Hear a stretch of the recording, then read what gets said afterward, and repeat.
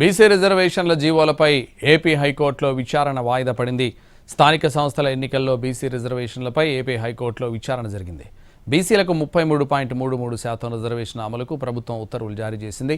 దీన్ని సవాల్ చేస్తూ హైకోర్టులో పిల్ దాఖలైంది. దీనిపై కోర్టు విచారణ జరిపింది. పూర్తి వివరాలతో కౌంటర్ దాఖలు చేయాలని ప్రభుత్వానికి హైకోర్టు ఆదేశాలు జారీ చేసింది. బీసీ రిజర్వేషన్లకు సంబంధించిన గణాంకాలను కోర్టు ముందుంచాలని చెప్పింది. తదుపరి విచారణ వచ్చే బుధవారానికి వాయిదా వేసింది ఏపీ హైకోర్టు.